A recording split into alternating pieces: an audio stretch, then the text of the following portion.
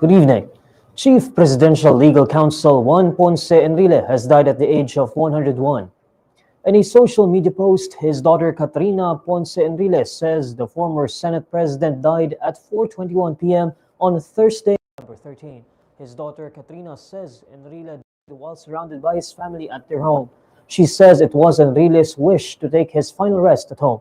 She also extends gratitude to the public for prayers and support their family received during this difficult time. During the Senate session on Tuesday, November 11, Senator Jinggoy Estrada announced on the Senate floor that Enrile was in the intensive care unit suffering from pneumonia. Estrada had said at the time that Enrile had slim chances of surviving.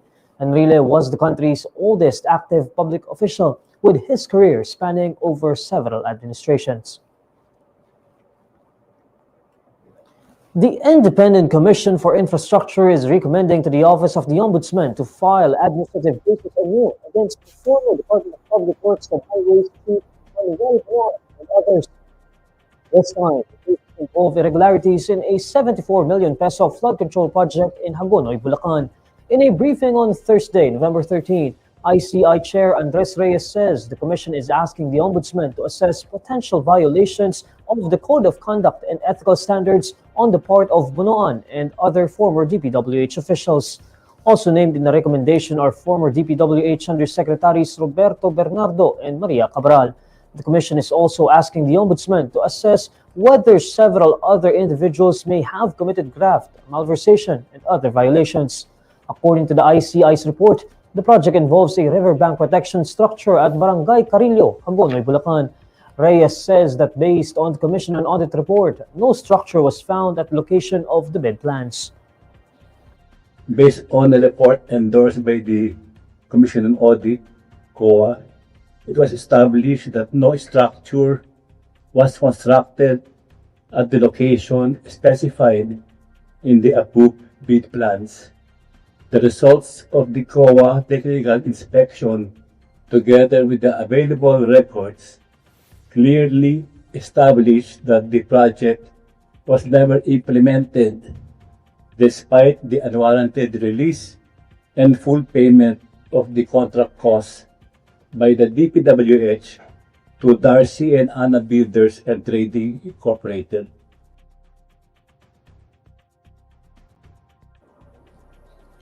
To date, the ICI has already referred 5 reports to the Ombudsman, including this project. Meanwhile, Reyes says the ICI will recommend to the Ombudsman the filing of charges against at least 3 former or sitting senators amid its probe into flood control anomalies. However, he does not elaborate on the identities of the former or incumbent senators. The ICI previously referred to the Ombudsman cases against Senators Jinggoy Estrada and Joel Villanueva over an alleged kickback scheme in infrastructure projects. Both Estrada and Villanueva have denied their involvement in the flood control mess. Resigned Bicol Representative Zaldy Co will no longer be invited to attend via Zoom the Senate Blue Ribbon Committee's probe into the alleged flood control anomalies set for Friday, November 14. In a statement on Thursday, November 13, Blue Ribbon Chair Senator Ping Lacson says Co will not be allowed to testify via Zoom because such an appearance could give him a platform to say anything he wants without accountability. Citing Co's legal counsel, Lacson says the resigned lawmaker is currently in the United States for medical treatment. He adds that Co asked to be excused from Friday's hearing. Co has been implicated in alleged anomalous infrastructure projects, particularly flood control works in Bulacan.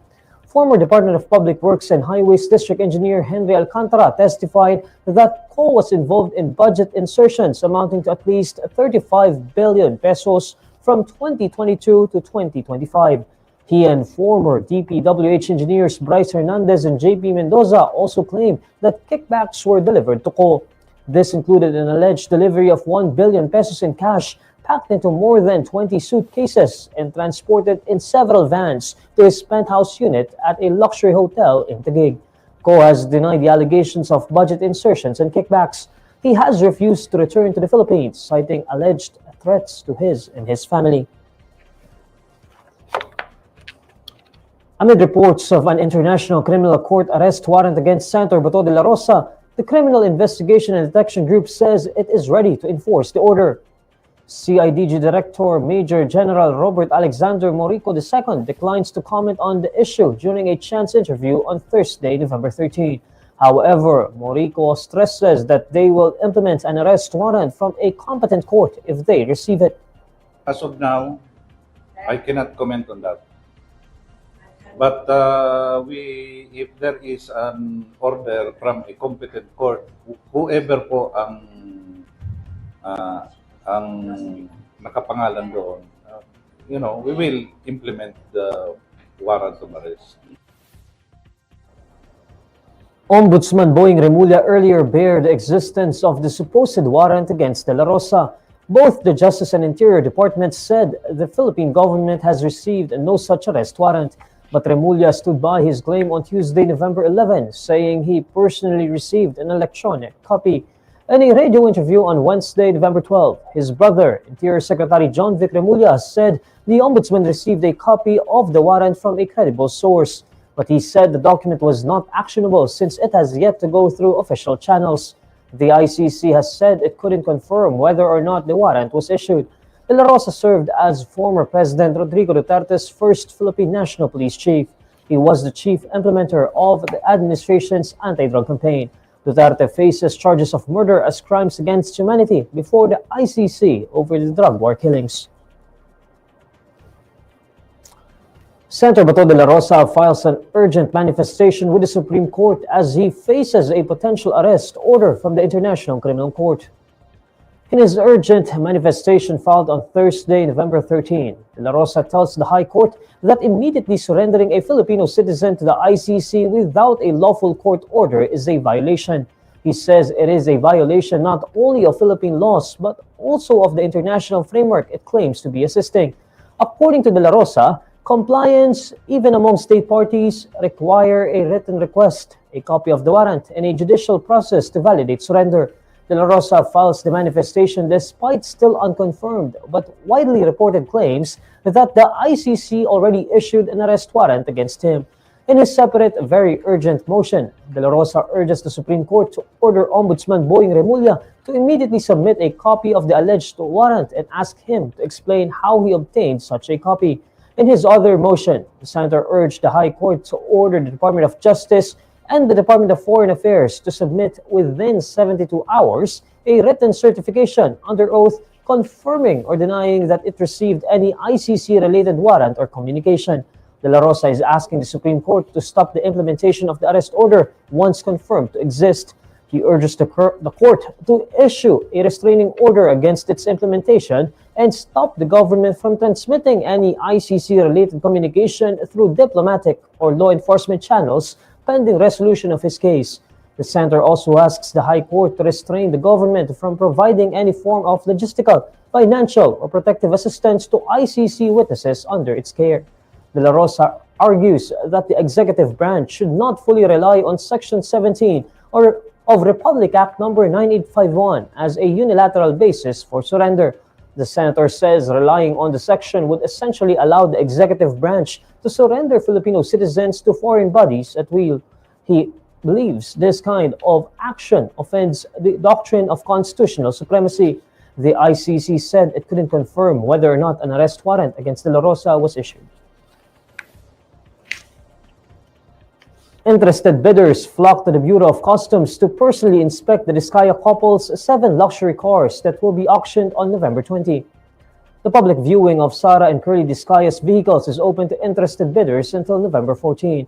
The vehicles are displayed at the parking area of the Office of the Commissioner grounds. The accumulated value of the 7 vehicles that will be auctioned is over 103 million pesos, with each vehicle's floor price ranging from almost 5 million pesos to 45 million pesos. One of the interested bidders is Jose Lim, who accompanied his friends in the public viewing. In an interview with reporters on Thursday, November 13, Lim shares that he has been participating in public auctions of the Bureau for 20 years now. He says he has brought goods such as general merchandise and construction materials. So I just come here and titignan ko kung in case the price is right. Mga friend ko, they are interesting to buy. I think the price is something high. Medyo mataas yung presyo talaga. According to the Bureau, the auction is part of its efforts to recover revenue that belongs to the Filipino people.